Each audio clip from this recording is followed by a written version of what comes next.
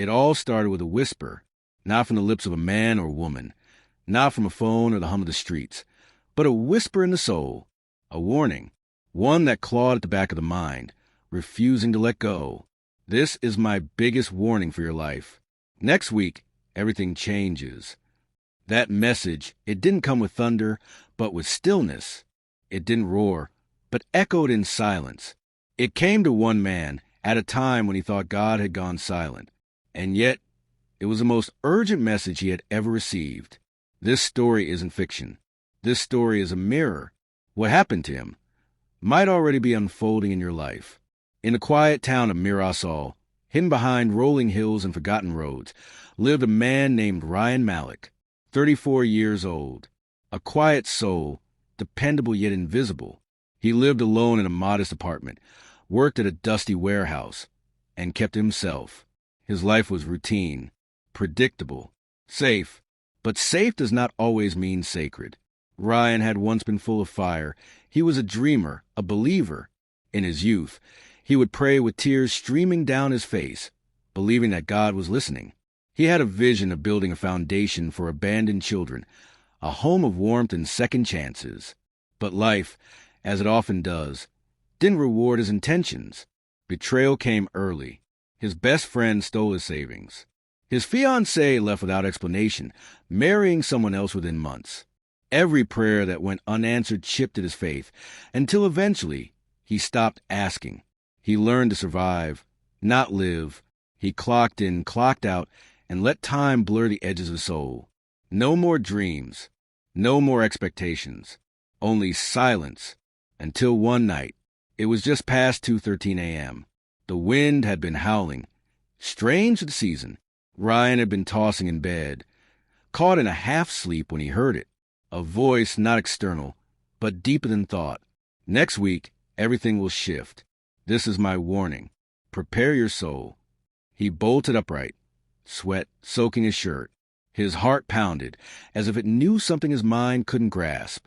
The room was still. No storm, no movement, just a voice still lingering like smoke. He tried to dismiss it. Maybe it was a dream, a hallucination, but the feeling wouldn't leave. It was as though something ancient had marked the date on his spirit. The next morning, the first sign appeared. As he walked into work, his manager, a grumpy old man named Mr. Coley, called him into the office. Ryan expected the usual scolding for arriving 2 minutes late, but the old man's face was pale, his voice shaking. "I don't know how to tell you this, son. We're shutting down the warehouse. Effective this week." Just like that, after 7 years of mundane stability, his only source of income was gone. But the fear wasn't in the job loss. It was in the timing. The warning had come just hours before. That evening, Ryan sat on his couch in the dim light, staring at the calendar. 7 days. That's all the voice had said. 7 days. Next week, everything will shift. He didn't know whether to panic or prepare.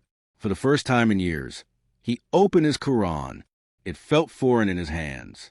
Dust fell from its cover like forgotten truths. His hands trembled as he flipped through pages, not knowing what he was looking for, only that he needed to feel something. And there, on a random page, a verse glared at him like an arrow aimed straight at his chest.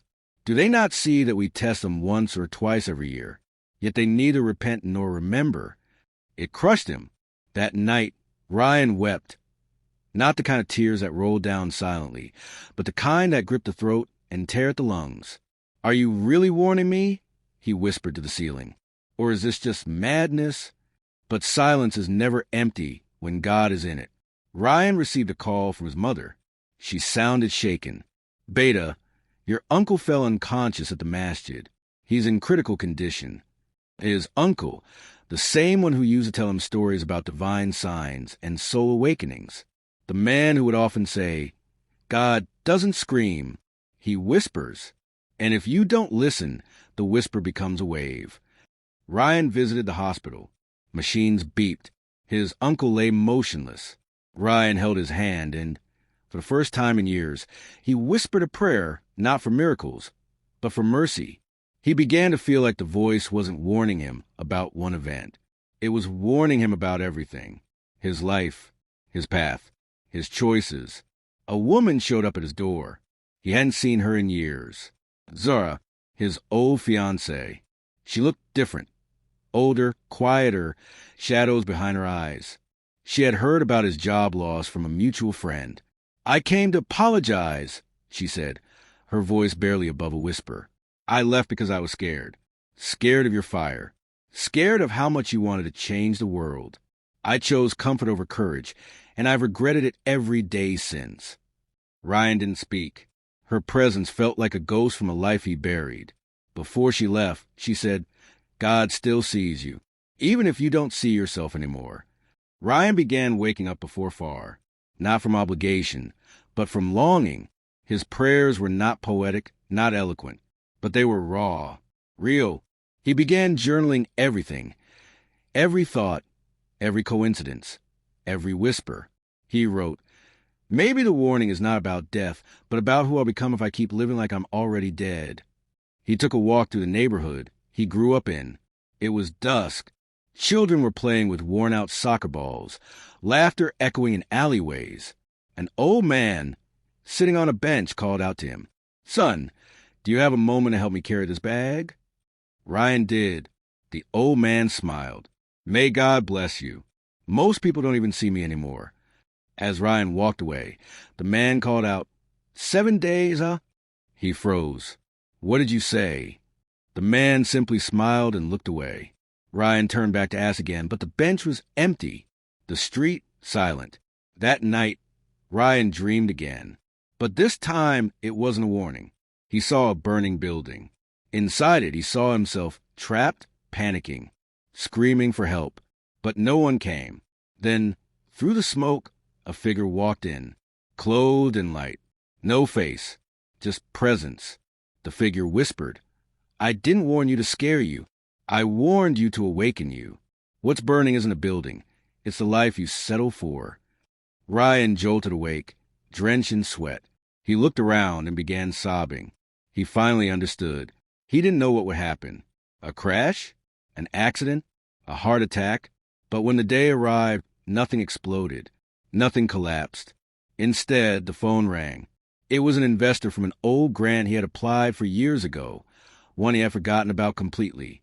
"Mr. Malik, we're reviving a community project initiative. Your proposal stood out, even after all these years. We'd like to fund your foundation." He dropped the phone, fell to his knees. That was a shift. The fire wasn't outside. It was within. The warning wasn't destruction.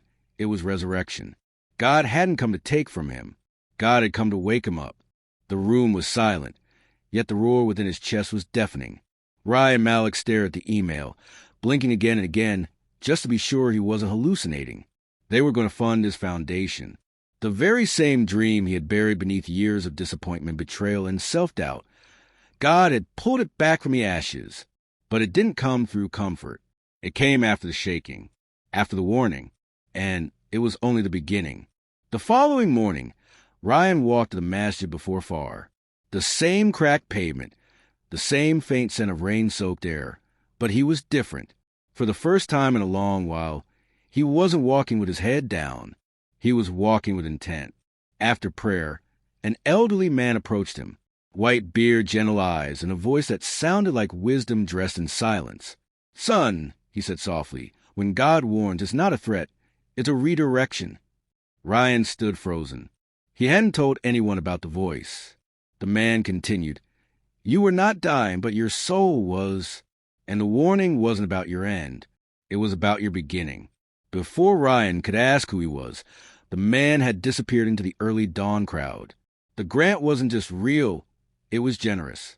Enough to lease land, hire staff, and bring the vision of a sanctuary for abandoned children to life. But as the days turned to weeks, Ryan learned something else. When you rise, the shadows rise with you. At first, people praise him. Old friends reconnected. Neighbors called him an inspiration. Social media posts called him the light of Mirasol. But light exposes. And some people preferred him when he was small, silent, broken. 3 weeks into the project, the trouble started. Permits that should have been simple were suddenly delayed. A building inspector arrived unannounced and claimed there were irregularities. Anonymous emails started pouring in, accusing him of misusing funds. False but venomous. Even worse, Zara's husband, now divorced, began showing up near a construction site, making vague threats. You think you can just rise like this without stepping on old toes? Ryan felt it. The pressure. The storm circling again. He went home that night and sat quietly in the dark, staring at the single glowing lamp above his prayer mat. Was this part of the warning, too? That even blessings come with battles? That night, Ryan dreamed again. Not smoke. Not fire. This time, he stood at the edge of a cliff, wind howling around him. On the other side was the fully built sanctuary.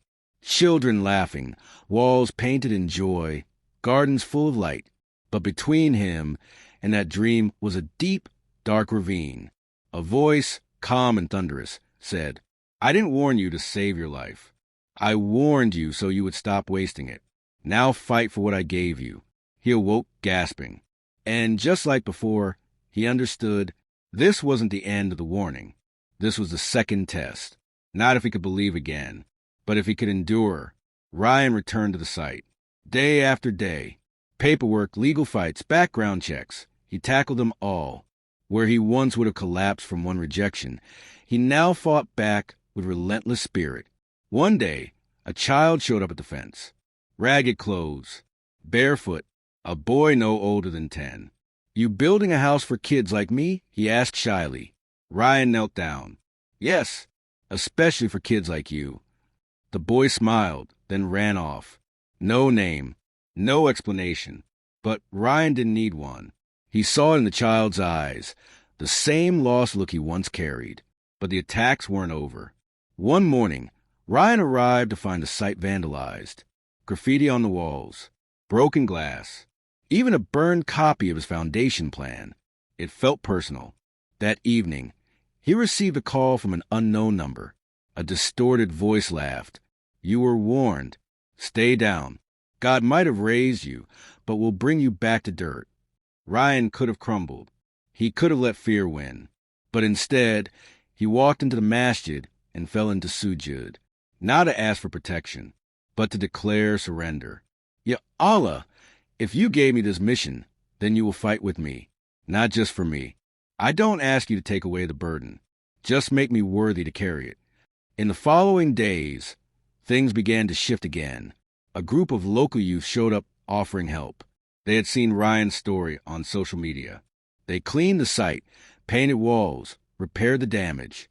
One of them, a young man named Yusuf, told Ryan, "You reminded me that purpose still exists, that maybe God hasn't forgotten people like us." The whisper had started a wave, and that wave became a movement. 3 months after the warning, the foundation opened. Darul Rahmah, the home of mercy. Children moved in. Abandoned hearts found healing. Volunteers filled the halls with laughter and love. At the inauguration, Ryan stood before a crowd. His voice shook, but not from fear, from gratitude. "I once thought God had gone silent. That life had cheated me. But I was wrong. The silence wasn't absence. It was preparation. And when the warning came, I thought it was a threat, but it was a gift, a sign that I was still alive, still chosen. God doesn't warn the forgotten. He warns the chosen, because he still expects more from you. If you've received a whisper in your soul, listen. Don't wait until the silence becomes a storm." As the crowd cheered, Ryan saw someone at the edge. The same old man from the masjid, the one with the white beard. He approached slowly and whispered, "The warning saved you. Now become a warning for someone else." He placed a small piece of paper in Ryan's hand and disappeared into the crowd. Ryan unfolded it. Only one verse written on it. "Indeed, with hardship there is ease." Quran 94:6. Tears welled in his eyes. He understood it now. Fully. The warning wasn't meant to break him. It was meant to wake him, to push him, to purify him. And now, maybe, just maybe, this story will be the warning you were waiting for. So if you've been hearing that whisper, that aching feeling in your chest that something is coming, that your life is meant for more, don't ignore it. That isn't fear. That's a divine alert. God doesn't send warnings to destroy you. He sends them to realign you, to push you out of the prison of your comfort and into the fire of your calling. Because sometimes the biggest blessing looks like the scariest storm, and only after the rain will you realize that the warning was the beginning of everything you were praying for. Are you listening now?